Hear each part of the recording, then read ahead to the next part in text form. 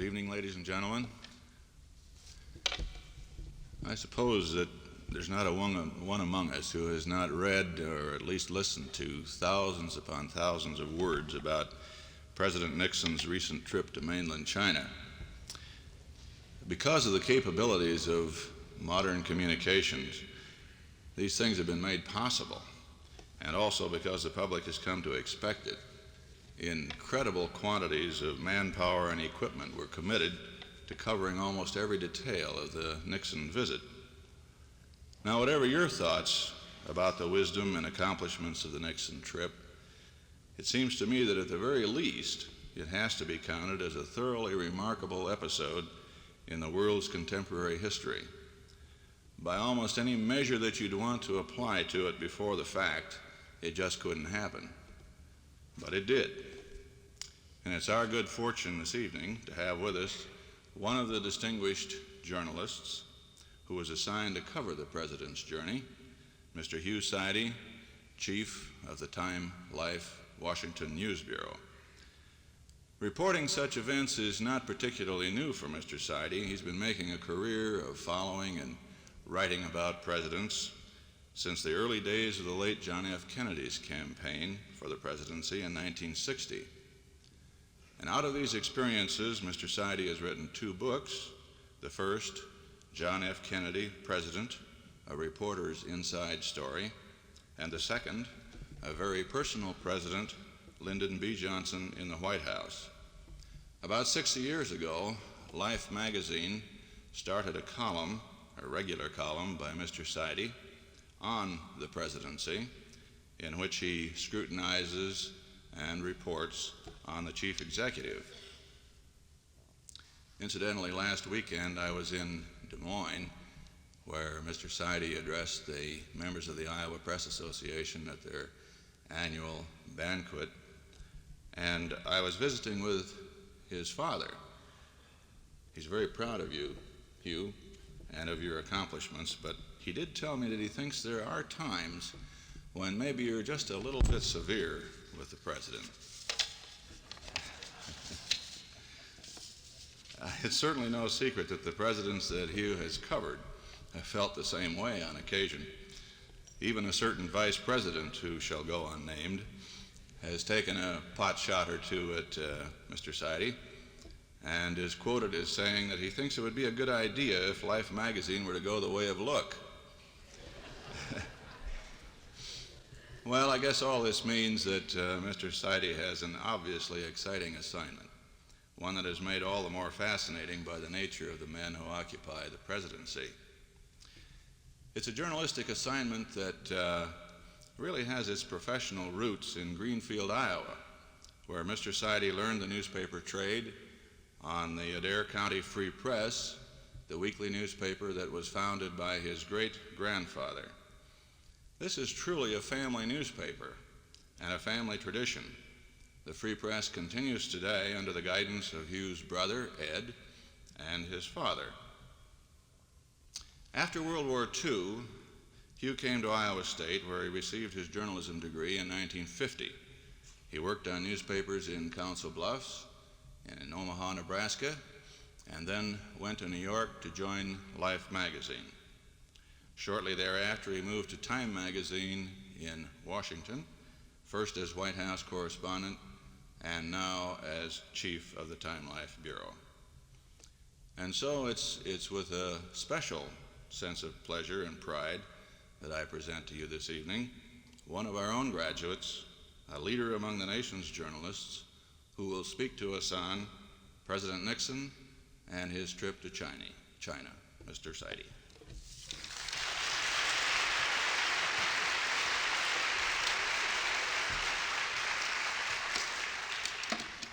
Thank you very much, Jim, and it's a great pleasure to be back home. As I've always felt when I get near this area, there's something very special about it, particularly in recent years as I've traveled around this world a good deal, and this country also. I have a great feeling that the people that come out of this part of the nation remain the best, and as a matter of fact may be the salvation of this country before it's all over with. Too many people live on the East Coast and the West Coast and the upper Midwest. Too many people trying to do the same thing, mad at each other, irritated about events, all of that. So when I come here, I find a serenity, a good sense, a certain perspective that is always gratifying, and I'm here this evening after a day on your campus with students to say that it is still much the same, and I find it very rewarding. The trip to China was a presidential trip. Let me tell you just a little bit about the presidency as I view it before we get in. Because when presidents travel, when they go around this world, they do it a little differently than you and I. They don't carry their own bags, for one thing. They don't stand in line for tickets, for another. As a matter of fact, presidential travel is quite astounding. The United States President walks out of his Oval Office in the back of the White House. It is just 25 yards to a waiting helicopter. His bags have been packed by his valet. He strides down there and waves to the people, and his big helicopter is there. When he steps on the stairs of that helicopter, they start the jet engines. When he enters the door, they begin to turn the rotors over. It is all very finely calculated. When he buckles himself in his seat in that helicopter, which has some fine old prints of Potomac and other sections of Maryland on the wall, on the paneled walls and the carpeted floor of this helicopter, they begin the liftoff. And back hidden under the leaves of the magnolia tree that Andrew Jackson planted by the south steps of the White House 100 years ago is an air control officer borrowed from the Marines, and he directs the helicopter up over the south lawn, and down below all the traffic is stopped as Mr. Nixon and his party is taken to Andrews Air Force Base 30 miles away. The helicopter lands about 50 yards from the big airplane, the Boeing 707, number 26,000. It is called the Spirit of 76 now, no longer Air Force One. Mr. Nixon gets out, and as he touches ground, they rev up the motors on the right wing of that airplane. As he enters the cabin, they start the motors on the left wing. Again, when he buckles himself into his seat belt, they start down the runway, or around the taxi ramp. It takes them, by actual calculation, 3.5 minutes to get to the head of the runway, and it takes them precisely 22 seconds to lift that plane off the ground. Now, this is all figured on the calculators, on everything. As he flies across this country, all other aircraft are swept out of the way. There is another airplane. When he's over land or when he's over water, there's a picket ship every 100 miles that keeps him on the screen. He is monitored. He is on that airplane, which has a couple of bedrooms, a living room or two, color television, hi-fi, stereo. It has a massive console of communication through which he may declare nuclear war if necessary. He flies to whatever his destination may be, and when he lands, he steps off into a limousine and they whisk him into town, and generally the streets are blocked off. It is a continuous ballet of motion and power. It is unlike any other man has ever commanded in the history of this world. Neither Alexander the Great, nor Napoleon, nor any king, queen, monarch can do this. Only the President of the United States. It is an amazing, amazing thing, just a demonstration of the power of this man. I once asked Lyndon Johnson's pilot, Colonel Cross, what happened if it didn't work. Did he carry a rabbit's foot or anything just in case? A St. Christopher's medal? And he said it didn't dare fail. That was peculiar to Lyndon Johnson's reign. Nothing dared fail under that. And as a matter of fact, it has not. But I say this, when presidents go, it is immensely different operation. The presidency has fascinated me for these 10 years. I guess the day when I walk over to the White House and I'm not awed, when I don't look at it and marvel at how a boy from Greenfield, Iowa ever got there, then I better quit. I better come back. As a matter of fact, maybe that day will come soon. I get a great urge to come back. But nevertheless, it is. It's an amazing office. It's an amazing operation. I was just on the phone before I came here because the magazines go on, and for some reason the telephone has complicated our lives. So while we were in Peking, the phone kept ringing at odd hours, like 3 a.m. It worked too well. Disc jockeys wanted free interviews and things like that. So when I come to Ames, Iowa, suddenly editors are on. So I've had occasion to check back. The President of the United States. If all has gone according to plan, as it was at 6 o'clock, he is now ensconced in Camp David, which is about 40 miles or 60 miles up above Washington, on the lip of the Catoctin Mountains, looking out over. He's contemplating the next move in a very crucial policy decision. That is the bombing of North Vietnam, where we're going in that war. I feel a bit sorry for him, really, because everything's on the line now. His political career, perhaps even the United States. Who knows at what point this gels, the whole revulsion about the war or the way he handles it. Who knows whether this will gel into immense upheaval in this nation, or whether once again a president will lose his country as Lyndon Johnson did in those final days. I don't know.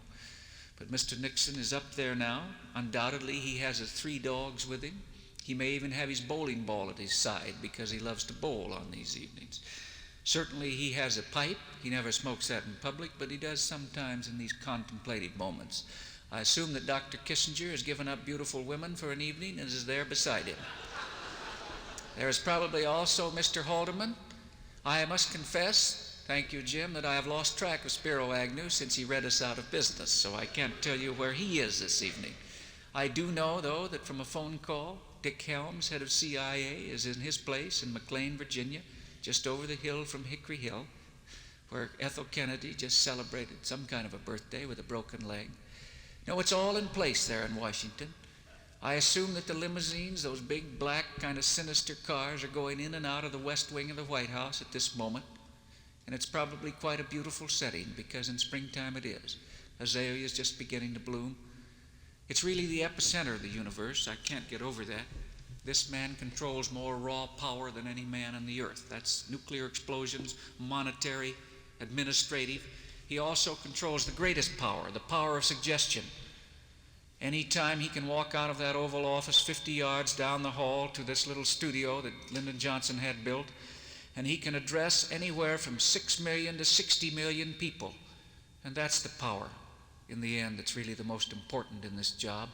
John Kennedy never quite got used to it. I remember one evening in the Oval Office, I said, Mr. President, what is it?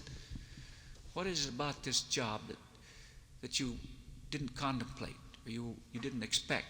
He said, it's the power of the word. It's the power of suggestion. Now, Mr. Kennedy had just suggested that for the sake of good health, people in America take 50-mile hikes as the Marines did. And we had something like 5 million people with coronary sprained backs, wrenched wrists, and that. And he had been appealed to by the AMA to call off this monstrous thing. Well, that's right. One word, one sentence, one idea. Well, this is the presidency. Now, as I told Jim earlier, or said in my other speech down in Des Moines, I'm no Asian expert. I grew up in Greenfield, and as you know, those of you who know southwest Iowa well, I'm sure you all do, 20 miles east is Orient, Iowa. That was the extent of my Asian expertise till I went to China. I don't begin to understand that country. It was a stunning, shattering experience. It was so different than anything I ever saw, heard, witnessed in 10 years of watching presidents that I can't bring back to you any immense understanding of this. What I can do is act as a reporter. I can tell you what I saw, heard, ate, smelled. I can try to make a few conclusions from it, but I would urge you all to take it with a great grain of salt. Not that you needed any encouragement, I'm sure, on that, but in any way, that those of us in this nation who have viewed that country from afar, isolated it over these last 22 years, it's going to take a long while to figure it out, to know where we go. I subscribe to the advice that André Malraux, the former Minister of Culture of France, gave to Mr. Johnson, or Mr. Nixon rather, on the last night, before he left for China. And he had a dinner in the White House, and they talked at great length because Malraux had talked with Mao and Zhou Enlai, and he'd been there 20 years ago. He knew a little about China. He'd written it. Mr. Nixon had read his books. And Malraux said, "Mr. President," and this was as he went out into the night in the White House, he said, "Mr. President, you may know 50 years from now whether your journey was a success or not, but you probably won't know before that time." And I think perhaps that is true. I can bring you a little more expertise in presidential travel. I am a veteran of that. I've been around the world in all conditions under all these last presidents, and I've seen some amazing things even within the White House. I have survived at least 3 cattle stampedes on the Pedernales River down in Texas. I have listened to Lyndon Johnson explain the mating functions of one of the bulls that he bought from Iowa in explicit and gruesome detail. I have taken a swim in the nude with President Kennedy as we discussed Berlin, and my managing editor dispatched to me on the next mail an underwater scuba diver's pad so I could take notes with it. I have been denounced by John Kennedy on a most peculiar moment when John Glenn had just come down from his successful orbit, and at last America was in the space race, and he was being fished out of the Pacific Ocean. I was sitting in the lobby of the White House, and I thought, when I got a summons from Mr. Kenny O'Donnell to please come in and see the President, that he was going to express his great gratitude for this incredible, successful space adventure. Whereupon the President of the United States picked up Time magazine, threw it on the desk, denounced me for 10 minutes about an error that had been committed, which I didn't know anything about, said he would never speak to me again. Then the phone rang. His naval aide ran in, said, "Mr. President, Colonel Glenn on the line." The President turned to me. His expression changed. A sweet smile came over his face. He said, "Seide, USOB, stand there and see if you can get this right."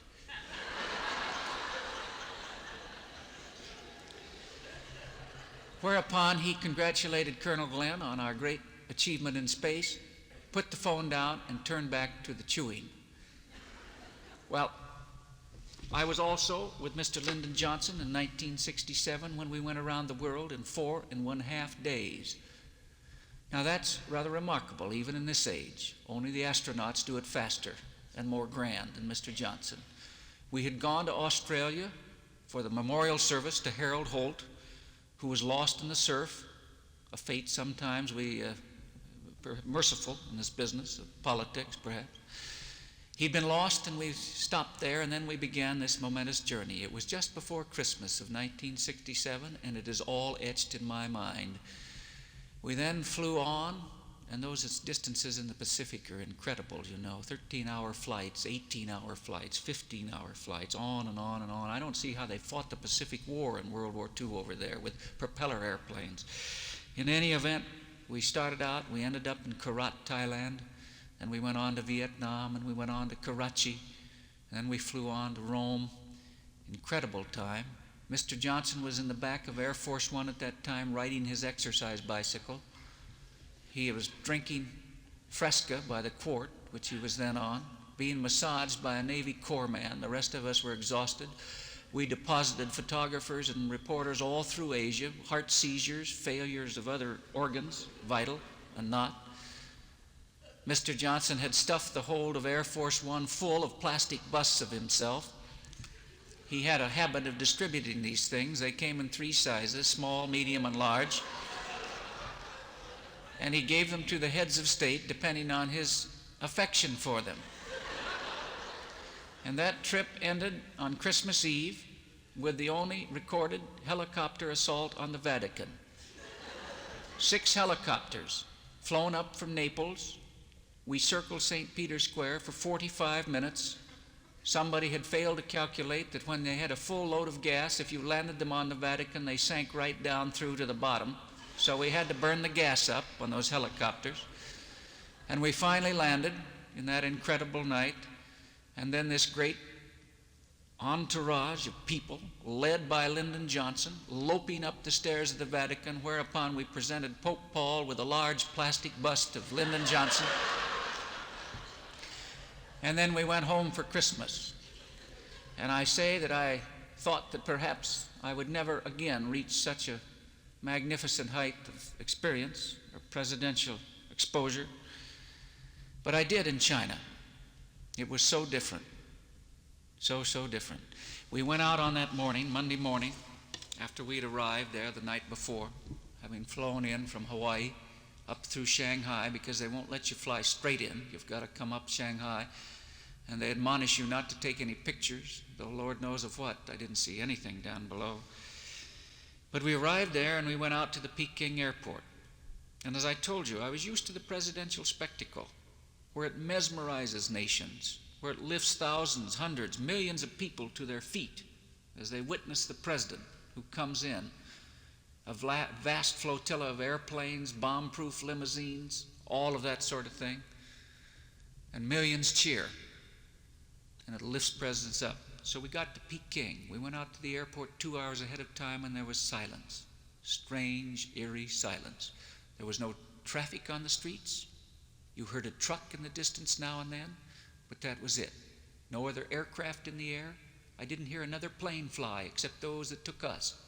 In the whole 8 days we were in China. There were no people there, no crowds, only a few technicians on the airfield, our interpreters, and that was it. And I began all of a sudden to understand that we were in a strange and different place, and that we were preparing for an experience that we had never had before. Finally, from out around the hangar came some soldiers to form the honor guard, singing a song. I turned to my interpreter and I said, what's the ballad? Thinking probably it was something like Over There or Yankee Doodle or something like that. She said, it is the 3 conditions and the 7 points of attention. I said, what's the name of the piece they're singing? You know, I don't want the first stanza. She said, it is the 3 conditions and the 7 points, 8 points of attention. She said, this is what Mao laid down in the caves of Yan'an back in the 20s. This was his charge to his people, and that's the ballad. All right, chalk up another little difference. Across the airfield was a billboard, red, huge, massive Chinese letters. 2 of them, as a matter of fact, separated by about 50 yards. I said, what does that one say? She says, that one says, fight, fail, fight again, fail, fight again and again, fight on always. This is the Marxist-Leninist way in which we will win the world, or something to that effect. I said, what does this other one say down the road a little bit? She says, that says, make trouble, fail, make trouble again, fail again, make more trouble. This is the capitalist way to oblivion they will never learn, or something like that. Well, I said, that's a bit different than National Airport in Washington. Mr. Nixon does pick up certain ideas from his foreign travels, like those funny uniforms that he got from Romania that he put the White House police in that time. And I hope that he doesn't get the Mao idea for the billboards. But again, a strange, different, singular experience. When Mr. Nixon came out of the airplane, Joe Enlai just barely made it to his spot, which is another unusual adventure. Generally, the visiting or the host countries for the visiting president, the people are so nervous, the head of state stands there for a good 15 minutes before the airplane arrives. Joe just made it. Little handshake, little smile. He said to Dr. Kissinger, an old friend, glad to see you. Kissinger had been there twice before, as you know. They played the national anthems, and then off they went. The President of the United States. A great understatement of a greeting. No people in the streets, silent. You saw it on television. This motorcade driving down the streets of Peking. No people, no anything. Muffling the President of the United States. Now that's hard to do, I tell you. Now generally when presidents travel, the ones that I have seen up to this time anyway, they take with them an immense apparatus. There was always a division or 2 of the Army nearby, a Marine brigade or 2. There are helicopters, jet airplanes, Secret Service. They've got them all. They can rush in and pluck the president out of any situation should the occasion arise. Mr. Nixon was whipped off into the unknown environs of Peking without any of this apparatus. Kidnapped, gone, swept away from us. All he had, to my memory, was Dr. Kissinger and Robert Haldeman, rather formidable gentlemen in their own right, certainly, but hardly up to the Marines. And here they were. Now, we of the American press weren't used to that. we like to keep tabs on our president. We don't always do it very well, but we like to try. But here he was, again, the most powerful man on earth, of the most powerful nation on earth, the greatest democracy, used to openness, open decisions, openly arrived at, open meetings. And Mr. Nixon is taken from us, taken out, beyond us. No schedule announced, no anything. And then we go off into that strange city on that day, drive down the streets. Again, all the experience is different. The masks on the face, the grayness of the city, gray soil, gray trees, gray buildings. No friendliness. People don't even look at us. They don't even know we're there. There's only been a line in the paper saying Mr. Nixon was coming, but no time announced. President of the United States, you know. Well, we began to wonder about it. I stand on the steps of the Great Hall that afternoon, on Monday afternoon.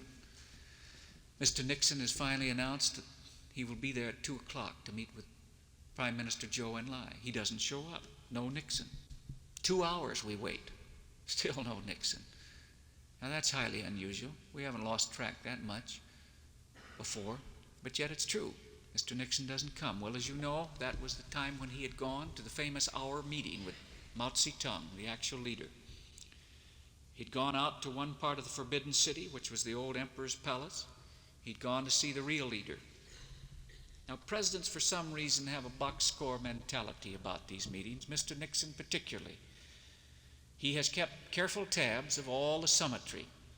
He has met 6 hours, I think it is, with Tito of Yugoslavia, 7 hours with Ceausescu of Romania, 8 hours with Heath, 9 hours with Pompidou. Mr. Nixon is one who likes to keep breaking records.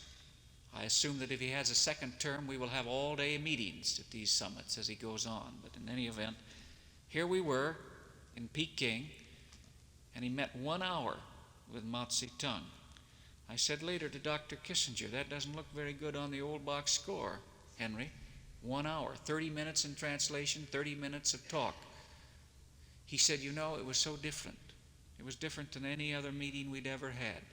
Try as we might to reduce it to human terms, that when we went into that room with Mao Zedong, it became another kind of encounter. It was almost like being in the presence of a god. They too were affected by the same thing we were. A different experience, unable to fit it into the background that we had known. Singular meeting. We don't know what went on yet. I object to that. I'm critical of that. I think the United States ought to know, but we don't know.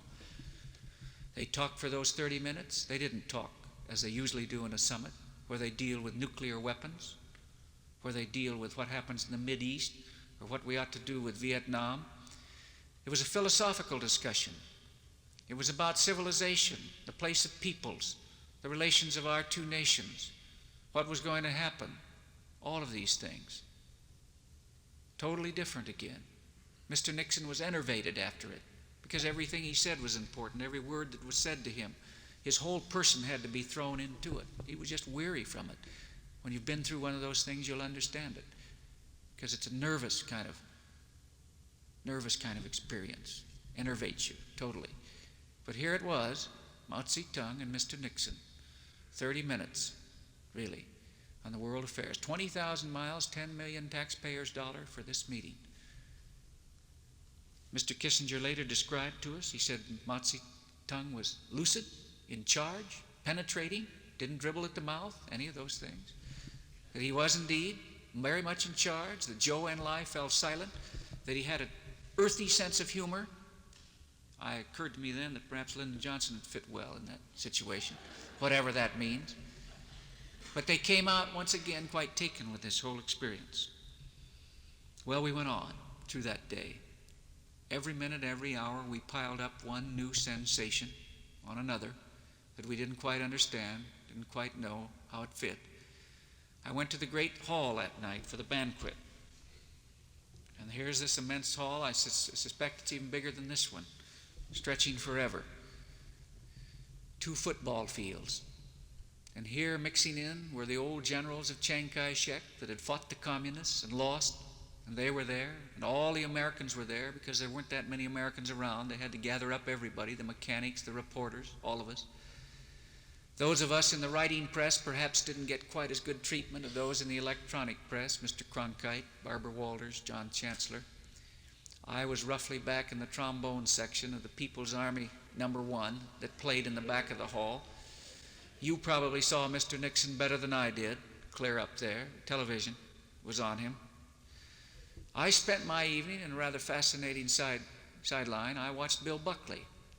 Now, Mr. Buckley is a little different persuasion than I am. He wasn't exactly approving of this trip, if you'll remember.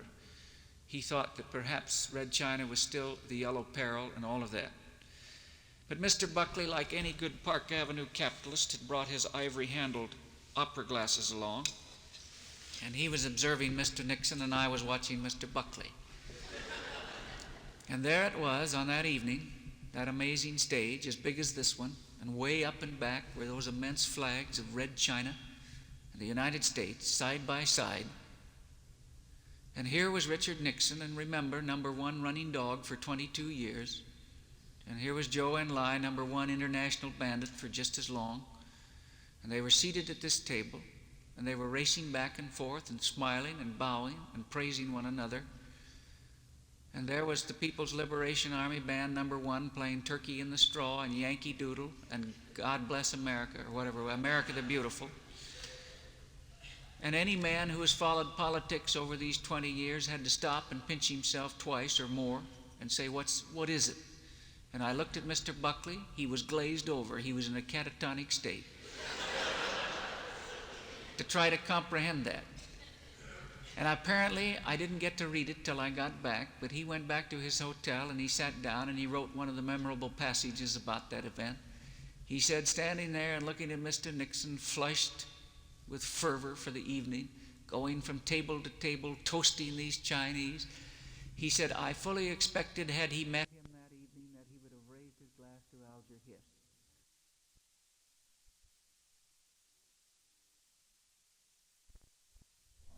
And apparently I didn't get to read it till I got back, but he went back to his hotel and he sat down and he wrote one of the memorable passages about that event.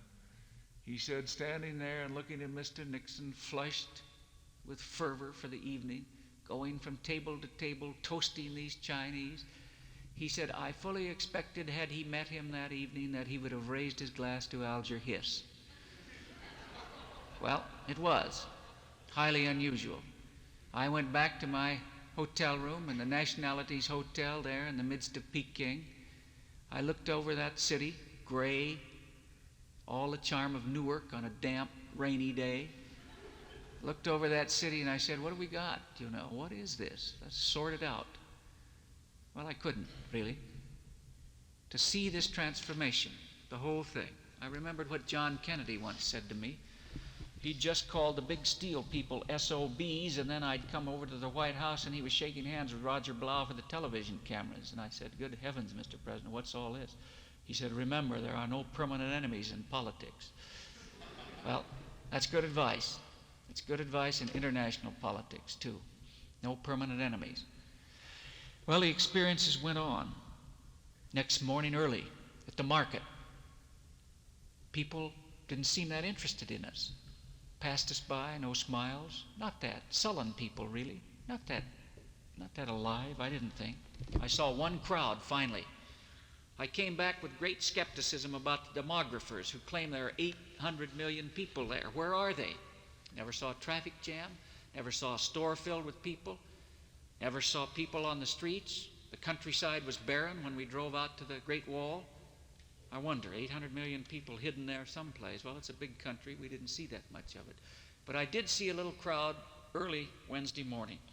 So I rushed out to take a look, pushed through. There was John Chancellor.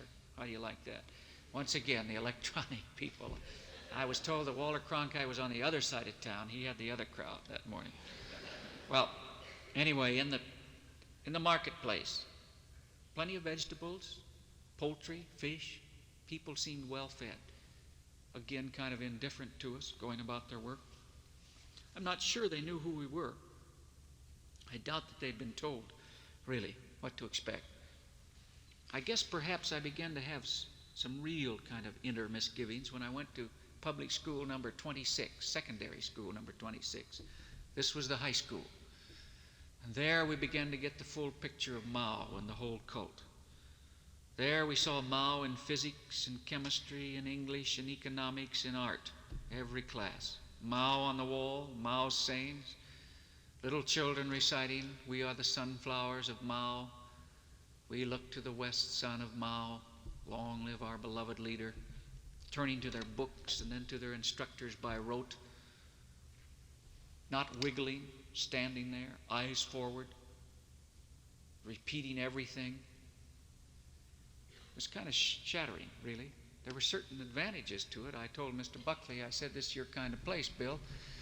I said, "The kids don't wiggle, no pot, they love their parents, they respect their government, no crime in the street, the work ethic is strong here, you ought to like it." Nope, didn't work that way. We were shaken by it. Too much, stamped out of one stamp.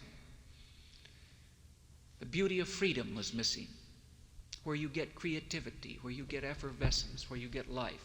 You could see it, you could smell it, you could feel it all through that school as you went through it. No, it was a shattering experience. We came away very unnerved by that and passed under Mao's 30-foot statue in the courtyard and said, "You know, this is ominous."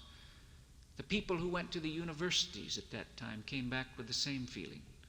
Some of the universities closed still from the Cultural Revolution, weeds growing up in the campuses. The other universities still feeling the effects. One of my friends went to Peking University, and here was a 66-year-old theoretical physicist who was educated at the University of Chicago, taught at Caltech, had gone back to China, and here he made a confession before all of these Americans. And you had members of the Red Guard who were in the room with him. He knew English as well as you and I know it, and he had to speak in Chinese so they knew what he was talking about. And he had to tell these American reporters that he'd been all wrong, that he'd suddenly seen the light just at the time that the Revolutionary Committee had come into his university, that he had urged they teach physics on the basis of the Russian system. But that had been wrong, that Mao had the right idea, that physicists should go out into the farms and perform a while, that they should do menial labor and understand the labor, the whole idea of labor, the dignity of it. And therefore he had changed, and he was glad he'd changed. Well, it was shattering, really, again. Members of these Red Guards, young thugs, still in the room, watching him with their red armbands on. So in the educational system, it isn't that good. The same in the small schools, the primary schools where we went. The children in their songs of Mao, praise for the state. Mao is everything. God, philosopher, head of state, prime minister, congressman, you name it. The total life, wherever we went. And the people who instruct them, how are they going to succeed? How are they going to enter the real world, you asked them. And they said, because of the wisdom of Mao.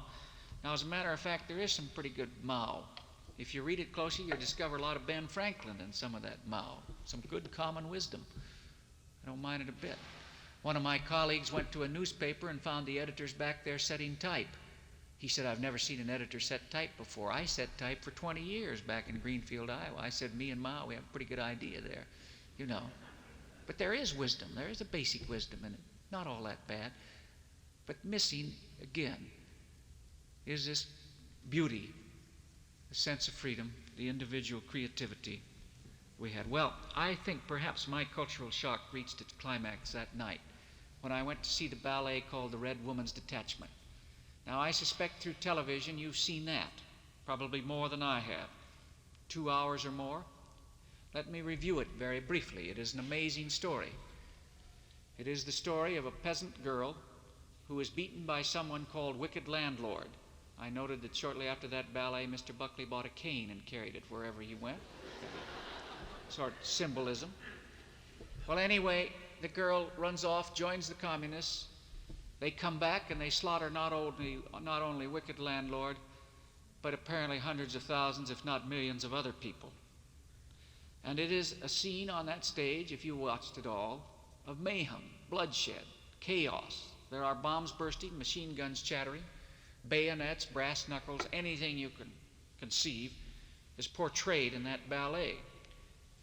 And I, again, with Mr. Buckley, sat up, looked down, and there was Mr. Nixon and Mrs. Nixon, and between them was Madame Mao, who wrote that dreadful thing. Mr. Nixon, 2 days later, coming off the Great Wall, called it the greatest ballet he'd ever seen. Mr. Buckley gave it a D. I agree. But anyway, here they were down there, toasting each other, smiling to each other, and up on the stage was unfolding this incredible play which went against everything we believed in.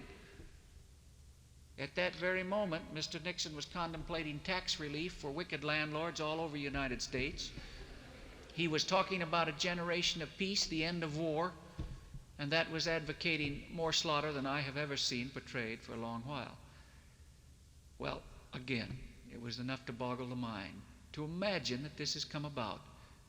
Mr. Nixon and Joe and everybody going off into that bizarre night laughing. White House aides with crew cuts yet today who believe in everything that is 100% American, saying, wasn't that the greatest thing you've ever seen? White House aides, Spiro Agnew supporters, you know. So I went back again, said, what have we? It's an amazing, amazing development. Well, what did happen in China? You've heard a lot of versions of it. I noticed that the old China experts like Jim Michener and Teddy White, those fellows who'd been there before the World War, fell silent in China, much as we did. They have since regained their voices, of course, since they've gotten back. But the fact of the matter is that nobody quite understood it at that moment. I venture a couple of tentative conclusions. One, I believe we didn't lose anything. I think it was a good thing. I think to establish some kind of personal rapport between Mr. Nixon, Joe, and Mao was necessary and perhaps will yield benefits down the line if it doesn't all go up in smoke tonight in Vietnam or something like that.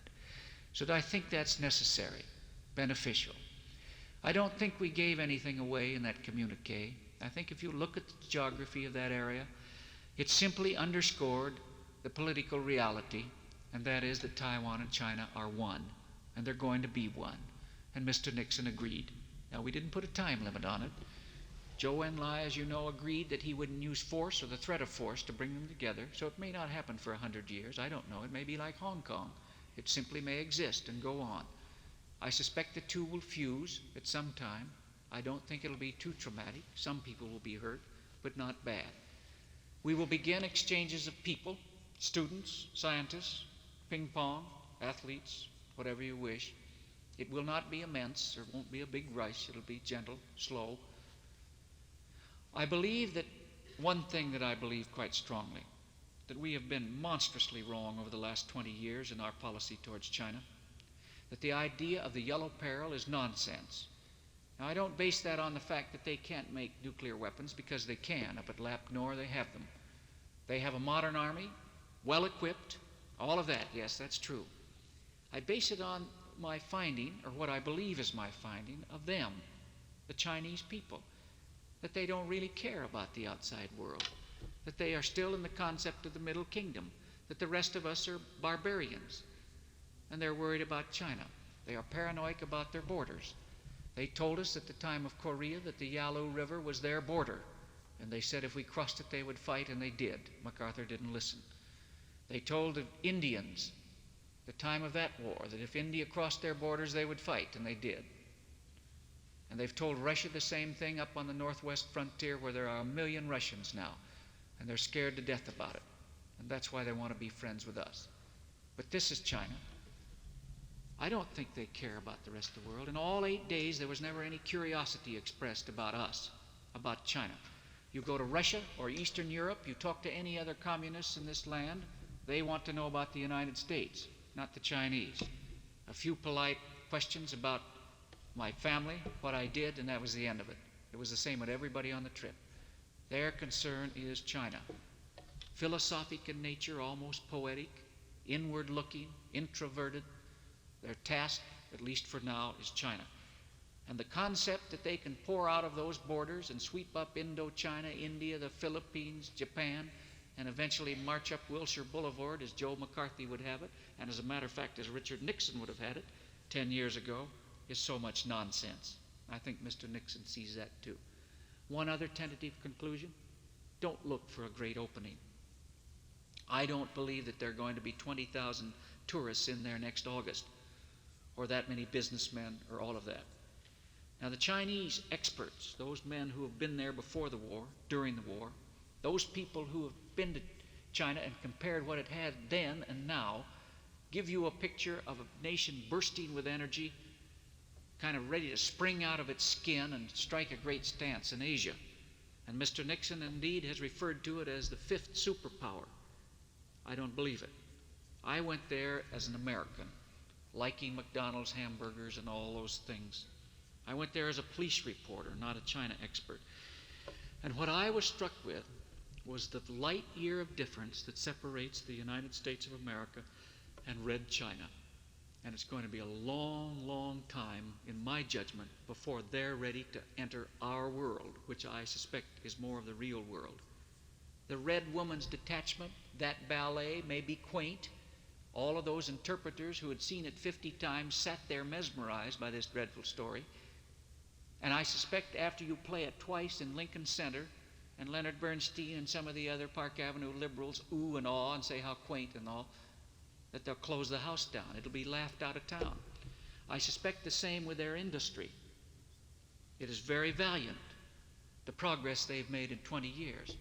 But when they're up against the Japanese, or when you begin to talk Turkey in dollars and cents with American businessmen or German businessmen, it won't work. That's my point. We went to see the best house in the best commune with Mrs. Nixon. It has a dirt floor, almost no furniture, Mao's picture on the wall, no running water, a small, tiny front yard with a pig in it. You wouldn't allow it in Appalachia in this country. Once again, reality. Those people eat enough. They're much better off than they used to be. They have something over their head, but it isn't what we've got. So it isn't our world yet. It's a long ways off. Now, there's another thing that enters this equation, and that's part of my lack of understanding, the fact that I can't bring it all to you. And that is that I don't know that they want what we've got. We searched all these 8 days to find some common denominator, some way that we could meet these people, that we could understand each other. I don't know anybody that came back with it. I don't believe they want to fill their highways with automobiles or have a swimming pool behind every house. I suspect that it's going to take an entirely different turn at some place when they have eradicated illiteracy and disease, have enough to eat, have their basic wants. Again, a different people, and one that we've got to work hard at understanding. Because as I viewed China, I didn't understand it, that's all. Well, there are many vignettes that I bring back, just little ones, and then I'll take questions for a while. The honesty of the people. We'd been told about it, but we didn't know quite what to expect. But it wasn't 30 minutes after we'd been there that we began to drop our cameras and things in the lobbies of the hotels, and we'd leave them there overnight. Expensive television equipment deposited here and there, left. Absolute honesty. Walter Cronkite took his long underwear for the cold of the Great Wall, and when he prepared to leave Peking, he threw it in the wastebasket. And as he was eating his eggs in the lobby of the hotel, a young boy came up, handed him his long underwear, laundered and folded, and said, "You forgot this, Mr. Cronkite." And Mr. Cronkite put it under his jacket, and we flew south to Hangzhou, the Palm Beach of China.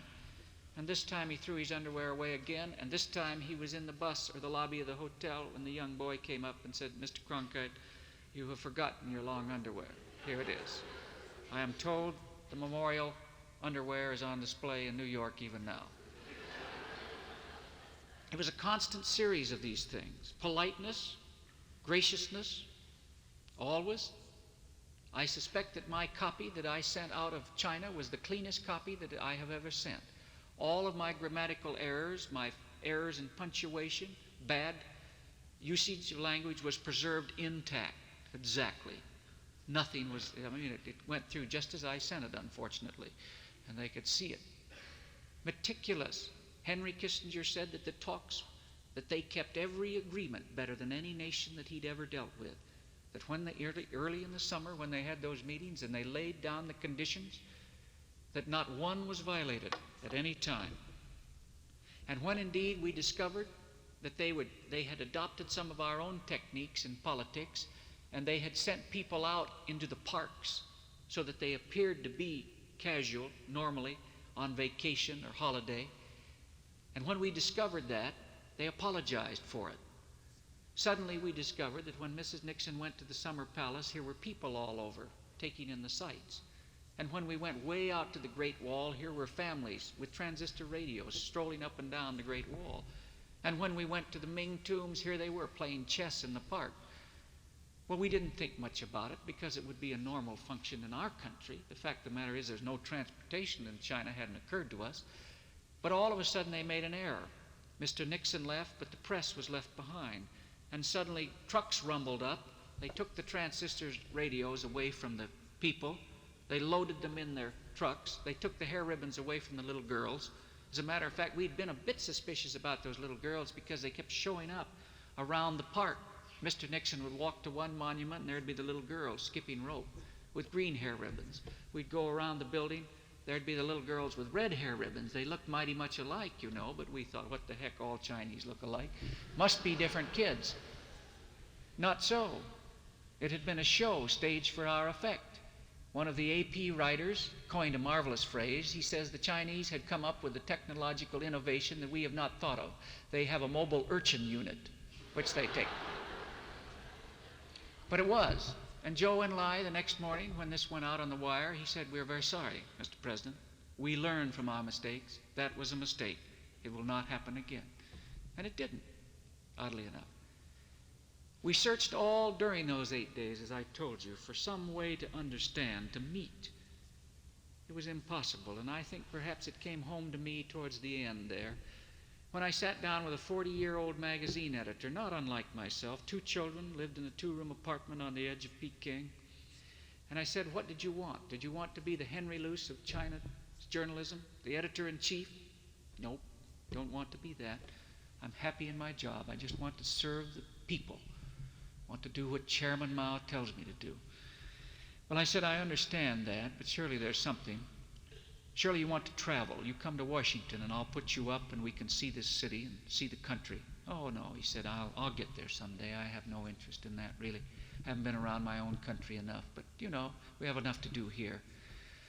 Well, I said, "Surely there must be some dream you have, just something. What is it? Would you like a little car? How about that? If you had a little car and you could drive down to Shanghai and see your mother and take the children to see their grandmother, and perhaps you could go out to the lakes for a vacation or go to the suburbs on the weekends and just look around." And he said, "But we haven't talked about that in the party. That's something new. We don't know about that." I don't need a car. I have a bicycle and I live near my work. That's enough." Well, I said, "Good heavens, I mean, what is it all about? Why are you on this earth? Do you believe in God? Heaven? What is it?" He said, "There's no God. We have no God. We don't believe it. Sunday's another work day for most. We get one day off. We serve Mao. We are here to help the people. That's what I want." But wherever we went, we never met. We groped for this, but we couldn't find it. I'm here to report that I didn't like the Chinese food that much. Now, this is a blasphemy, I must say. Dr. Kissinger came back and he said it's the best food on earth, the best he's ever eaten.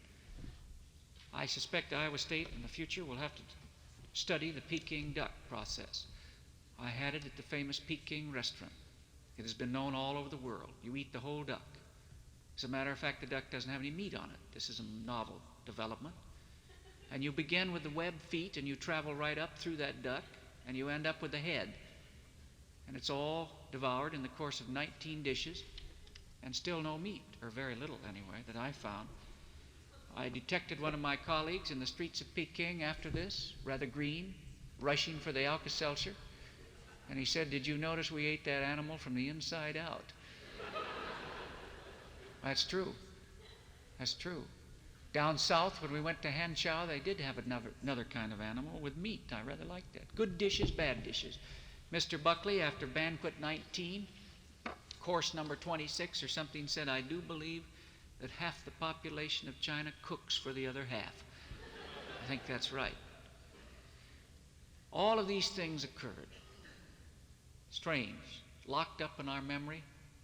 I suspect China will take some time to recover from Mr. Buckley himself, who on the last day in Shanghai was seen in the Friendship Store, which sells Chinese goods, with dollar bills cascading from every pocket in his hands, buying jade, silk, gold, and all of the other things. And somebody rushed up to him and said, "But Bill, what about the law against trading with the enemy?" And he said, "I never did think much of that law anyway." Well, surely that must make some impact. They made an impact on us the last night we were there in Shanghai. And they decided somehow, the fathers of Shanghai, to give us all candy. And somehow they decided that between the hours of midnight and 7 a.m. was a good time to do it. And so there was a knock on everyone's door, utterly exhausted as we were. And two people entered, turned on the light, delivered a speech of farewell, deposited these immense boxes of candy, and walked out. I had a friend who had taken several belts of Mao Tai. Now that's that sorghum liquor, you know, that everybody drank all 8 days, over and over again. Tastes a good deal like lacquer remover and has much the same effect. He had had several belts of Mao Tai. He had taken a sleeping pill to further quiet his nerves after this shattering week. And he heard the knock on his door at 3 a.m. He could only manage one eye open. That's the only physical effort he could summon up at that moment. The hobnail boots came in, clomp, clomp, clomp. The light went on. He looked up. Here were these Red Army caps, because they do everything. The People's Liberation Army delivered the candy.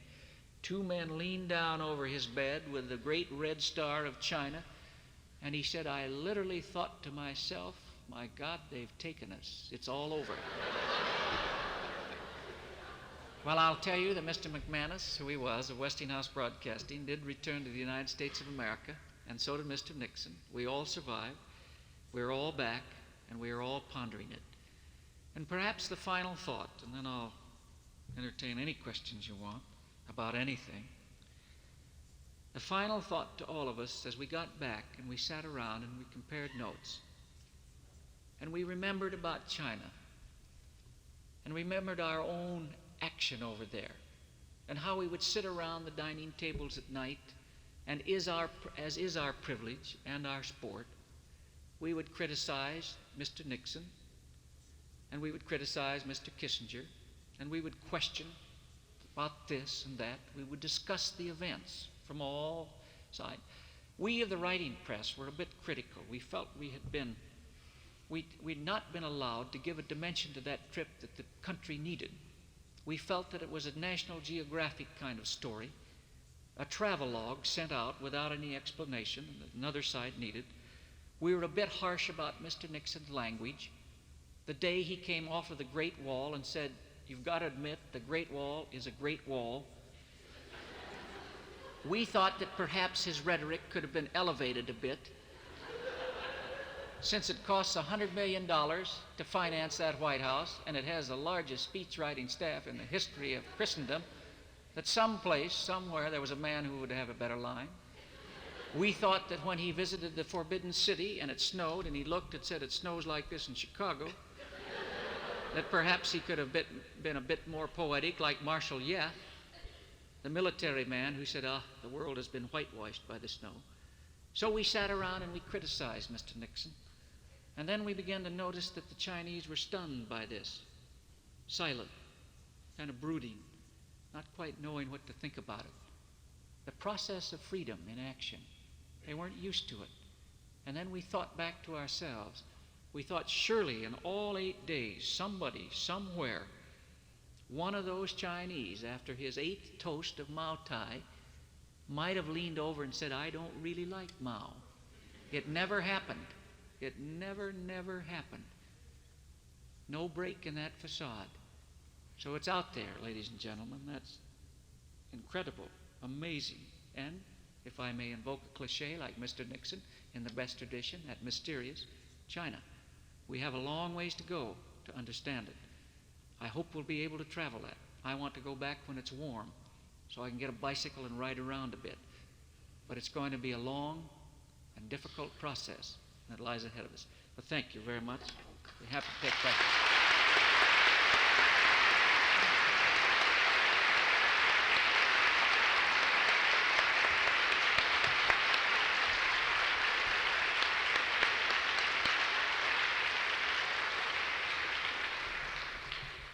Thank you very much, Hugh. That was excellent.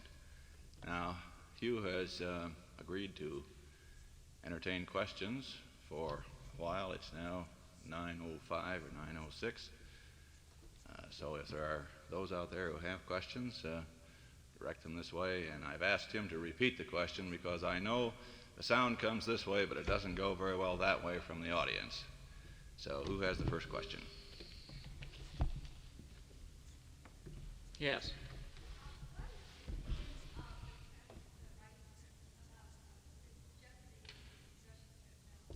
What is the opinion of the writing press about the jeopardy of the Russian trip? In other words, where do we stand now because of the bombing of Vietnam and all? I think we've got problems there. Now, about 3 days ago, I didn't think so. Because we are at last doing what the Russians have been doing all along. They operate on several levels. While they talk sweetly to us on one level, they're just blowing the very devil out of us over here. They have several tracks. They're not bothered a bit. They can cause trouble in Berlin or Cuba or Vietnam or wherever it is while they negotiate with us on another level. We at last are doing that same thing. And I thought I didn't have any doubts about 3 or 4 days ago that we would continue and go to the summit. I still think we will. But I have since decided, trying to decipher Mr. Nixon, which is a psychiatric problem at this point, or a psychological one, I think that there is a problem. I think that he set his mind on this. I think that he's ready to sacrifice the summit if need be. I think that he's decided that all of the Nixon doctrine hangs in balance here. That last act of Vietnam that Clark Clifford warned us about, the disaster that may, his own political survival if Vietnam goes bad. I think that he's finally decided, this is it. This is the crunch. And therefore, I think probably he is ready to sacrifice the summit. I don't see it going down the drain as yet. I haven't taken charge. I gather Ziegler and the boys are over there right now, and they haven't been evicted yet. So I suspect that the negotiations will go on, but there is an element now. These are very delicate times. If you sit where I do in Washington, and I'm sure you can see the same thing out here, the chemistry of this nation is such that it can change overnight. It didn't used to, it didn't happen like that before. The speed of communication, television has altered it all. It used to take weeks, months to get a change of mood in the United States. It can occur overnight now. And this whole thing could go terribly sour. So it's a very tense time back there. Mr. Nixon, as I say, is up there with his bowling ball in Camp David, and he's figuring it out. And I suspect that he's rather grim. As a matter of fact, my soundings within the White House this week are that there isn't any joking about this. I mean, he is finally up against it, this whole business. And there's always been the possibility that the final chapter in this Vietnam thing would be a disaster. And it may be. Henry Kissinger will sit even today